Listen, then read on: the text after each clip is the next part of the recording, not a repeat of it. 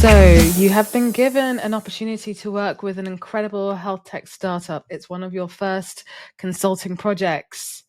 That's the big question. How much do you charge? So, I get that question several times a week. I know it comes up in a lot of different forums amongst doctors. How much do you charge? Do you charge clinical rates? Do you charge hourly rates? Etc., etc., etc. Right? Big question. What is the big number? You just want to be told and get on with your life, right? Wrong. Okay. There's so many doctors who unnecessarily almost always undercharge for consulting projects, particularly in health tech. So I am going to walk you through a really simple framework that will help you to charge confidently, get your mindset in the right place so that you are charging for outcomes and not hours, and actually do some really great, valuable work that makes you money and that financial stability that you're after. So if you want all three of those, just listen to this episode. Hey guys, so if you are watching the video version of this, you may see I have stickers on my face of various animals. I don't even know what are on the stickers, to be fair. They were my kids, and I thought, hey, wouldn't it be great just to do an episode on pricing with kid stickers on my face? I've got 2 and 4-year-old. That's my excuse. Anyway, so I thought, hey, a question came up today, which comes up all the time, especially with my fellows. So we have a fellow who got their first consulting project offer within the first month. Hello, not uncommon for our program. And was like, hey, so I've been approached. They want to work. They want to get the proposal on ASAP. I'm doing a few hours for them a month. I'm writing some stuff. They're putting my name down on some applications. Like, what do I charge? Is this enough? And I'm putting this because I'm not going to put any numbers quite yet. Is this XXX enough? Right? And so I usually sit back and I say, hey, all right, let's go to the top. The top is, and I always ask this question, what problem are you solving for this company as a doctor, right? What problem are you solving? A lot of people don't know the answer to that question. All right. And then I say, so what outcome are they paying you to get? So what transformational outcome are they paying you to get? So is it they want you to help them raise some money? Is it that they want you to give them a stamp of credibility so they can open doors? Is it they want you to introduce you to some people in your healthcare network? What is it that they want that will actually change the course of their business and their trajectory and growth? Right? And then the last is, actually, this should be really the first question. How much money are you looking to earn this year? How much money are you looking to earn this year? And how does this work fit into your financial goals as well as your lifestyle goals and all of those things, right? If you're not clear on any of those 3 things, you need to go back and have some conversations, firstly with yourself on the money and the goals side of things, but secondly, with the company, right? Because if you're not really clear what the value is, and you're not going to be able to price confidently, and you will almost definitely overcharge. And so I see this problem all the time, right? A lot of doctors really struggle with this because we just don't ever do it. We just get told what we're going to be paid. Or there's like a kind of, I say, standard in inverted commas rate, depending on your specialty and where you're working, whether it's public or private, right? And so the reality is we are conditioned to thinking in salaries, right? And not market value and what the real value of that we have. And hence why we see a lot of doctors striking, particularly in the UK, because we don't have any control over our monetary value. We also tend to equate time with worth. So hourly rates, that's what we're used to, right? We get like a set hourly rate depending on the grade of doctor that we are. Right. And the problem with hourly rate is that you can never get out of hourly rate. So you're basically paying for your time and not really your expertise. And that is something that's very difficult to negotiate upwards once you're stuck in that. So, for example, you may spot a problem in a system that a company has, right? So you may come and go, hey, that is the problem in the system. you pointing out the problem and then being able to fix it could have solved them millions of pounds, right? And it would have taken you an hour. But all of the work that you've done, all of your expertise, and you've probably been studying, like most of us, forever, but that's everything in that enabled you to fix that problem in under an hour, right? So should you just be charged for that one period of time? And this is why some sectors, say for example barristers, they charge hundreds and hundreds and hundreds an hour, right? But you don't want to do that, especially in consulting, because there are multiple activities that you may be doing that may or may not take a lot of time. All right. So you should always think about what is the amount of time realistically that I'll be spending, but most importantly, what is the value, right? Because you want to maximize the value for the time spent. The other problem that we have as doctors is that we don't like talking about the big M word, money. And, I talk about money quite a lot because I think it's important to get rid of that taboo finally so we can value ourselves. And because we can't talk about money confidently, we don't like to negotiate or talk about it. So it's really hard. And another common faux pas that I hear is doctors tend to ask, so what is your budget? What do you want to pay me? Right? And again, it's setting yourself into a trap because almost always they don't really have a set budget because most companies, especially in health tech, don't really know how to work with doctors. So these are because like health tech is still a very young sector, so there's still a lot of uncertainty of like what they pay, and this is what you can actually leverage. And then say for example their budget is a lot lower than what you want. It doesn't mean that you've got to go lower, or even it may be a lot higher than what you expected. And the question is, do you say, oh, well, I'm comfortably in that budget, I'm just going to go with what I want? So it's really important that you don't ask for the budget specifically because you end up being in the defense line all the time. So how do you deal with this? So there are 3 simple rules before you go down this alleyway, right? So number 1, remember this: pricing is marketing. I'll say it again.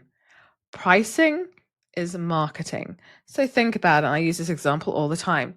You're going into London. So for example, we stayed in London the other day, right? And you see the Travelodge, right? You get a bed for the night, right? Or do you decide to go to the Ritz? So the Ritz is you get a bed for the night, but the experience is way different than a Travelodge, right? So what are you expecting, right? The Travelodge is going to be relatively lower expense because actually London hotels are expensive regardless of whether you're going bargain basement or not. And the Ritz, always a much higher expense. And these two are just signals. So if you're going, I don't want to spend much money on my bed, I just want to sleep, I don't really care. You might not sleep in the Travelodge because, hey, but you're expecting a lower price. And so you're not expecting the frills. You're not expecting anything but just the bed, if you're lucky, right? The Ritz, you're expecting the white glove service. You're expecting champagne by your bed. You're expecting peacock feathers and a butler and whatever else you get at the Ritz. I've not been at the Ritz, as you can tell. But do you know what I mean? Like, by just seeing the price, it's indicating what the value is, the level of experience. So if you underprice, you're telling your market, the companies, that you are not that valuable. If you choose a premium price, then you're like, I know my worth, what I am doing is valuable. And then they decide whether it's worth it or not. And then you have that ROI, return on investment conversation. Right? So it's all about positioning. So cheap is uncertain and you're getting bargain basement and you may have to redo things if they go wrong. And premium is you're confident in what you do. You know it works. You've got all this expertise and you're high value. All doctors, particularly in health tech consulting, should go the high value end because that's what's expected for doctors. We are not cheap objects. We've studied for years and decades, a lot of us, and we need to charge appropriately, right? The second rule is charging for outcomes and not hours, as I said before. So just be clear, you're not selling your time, you're selling the transformational outcome. So as I mentioned earlier, if your advice helps the company avoid a 100K mistake, and as one of my fellows helped a company solve in 2 weeks, they helped solve this company £1 million mistake, charging just a small fraction of that. That could be 10K, it could be 100K. It's worth it. It's fair, right? No matter how long it took, because you save them a heck of a lot of heartache. So really stop thinking about how long will it take as the foundational element. And it's like, what is this worth to them? And how do you find out? You ask them appropriate questions as to, like, why is it that you need me in particular? Not just any doctor, but why me? What can I help you do? What is your strategy? What is your goal? And usually with companies, it's about reputation. It's about making more money. It's about efficiency. It's about not losing money. It's about growth or retaining people. It's usually one of those few things. So ask questions around that. And as I said, the last point is just don't ask for the budget. Do not ask for the budget, right? Again, price and anchor to your outcomes and your confidence. It is poker. This is poker. So a simple formula to help you work through this for yourself when you're like, what do I charge? Right? So V for value, I for impact, P for positioning, VIP. Right? V, value. What transformation are you creating the client? As I mentioned before, are you helping them to make more money? Maybe they're going through a funding round. Or are you helping them to sell to the NHS or a healthcare provider? Again, more money. Are you helping them to save money in some ways? So what is the value that you're offering? Is it the credibility stamp that will help them to get into doors and open doors? I, impact. How big is your shift going to be when you're with this company? So are you helping them save time? Are you helping them make more money? Are you helping them get greater credibility? Or are you helping with the risk? So for those of you who are working as like clinical safety officers or in governance and regulatory, that's a huge risk thing. A regulatory point, it's really, really big, right? And the key is, how are you different from any other doctor that could show up and be like, hey, I can do the same thing? Because again, that's where your value is. If you could do the same thing as a lot of doctors, then you're not valuable enough. You're not valuable enough. So you need to really, and this is why I always say at the beginning, niche down. Or, as I said last week at Google, niche the fuck down. You will remember that because 200 doctors did, and I've been quoted it since, back to me since. P, positioning. How do you show up? Do you show up as someone who is a partner, or you merely, I'll do what I'm told, contractor or freelancer? Right? As doctors, we are leaders. As doctors, we have this expertise. As doctors, we have the confidence, or we should have the confidence, right? This is why we're being hired, right? So show it. Simply show it. So when you communicate your value, your impact, and your positioning clearly, pricing is a reflection of the value that you offer, your leadership, not your labor. And so another thing to remember is, like, when you are starting projects, and I always recommend this to my fellows, it's really important to think in a project term rather than a retainer. And I always say project because it's a really great way to test the waters with your client, because you may not want to work with them long term and it may not really work out for you. So have a redefined period. It could be a few weeks, it could be a few months, and you're doing it on a project basis. So there's very clear outcomes, very clear deliverables, and you're clear on what you're going to do. Because what I can find is people start on retainers. That could be a monthly retainer, that could be a day rate, and you're kind of just there doing stuff. And you get to a period and they're like, we're not sure what value you have. Or it might be, hey, it's great you're here, we're going to pay you loads of money. But at the end of the day, you need to be providing value, and it needs to be clear to them, because it could get to a point where someone else comes along and they decide, or someone else comes in and says, like, why do we need this expensive doctor? We don't need you anymore. What's the ROI we're getting from you? Right? So it's really important that you are clear and that your client is clear. So you're always reselling to your client of the value of you being there. Right? I think that's really important for anyone, because if you're not valuable enough, why are you there? Move on and give your time and your services to another company that will really, really value you, right? Because we don't like to be redundant and just sitting there taking people's money. That's not what we're about. We're here to make an impact and create value at the same time. And for those of you who are thinking, oh, I don't want to be charging highly, I want to be helping everyone, I don't want to, and I always talk about the Robin Hood strategy. So this is your bonus Robin Hood strategy, whereby you focus on the premium end of the market and you sell premium, you sell highly. And because you're able to do that, you don't need to do as much work. And therefore you can do your pro bono because that's what you want to do. And so everyone wins. So people that can afford you will pay you. People that can't afford you, you give them your free time.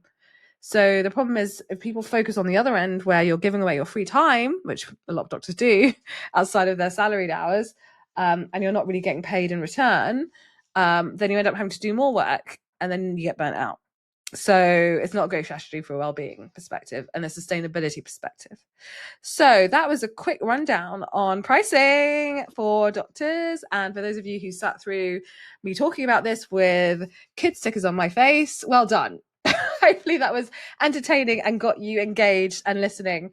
And so the question is, what are you going to do differently next when you're asked by a health tech company for pricing your project?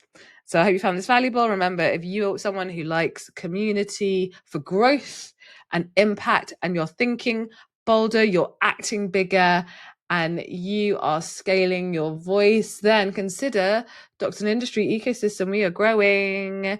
We just had an amazing event last week in the Harley Street district. We had singing, we had pitching, we had green Prosecco. It was incredible. So if this is you, go to doctorsinindustry.com and you can find out more about applying to join our amazing fellows who are getting results with really incredible companies innovating at the front. We're talking Microsoft, we're talking Fitbit, we're talking Aura, we're talking a whole range of different startups, health techs, consulting, pharma, got Novartis, I could literally just reel off a bunch of names now, plus the ones that aren't doing that because they're building their own businesses and creating their own names. It's great. Come join us.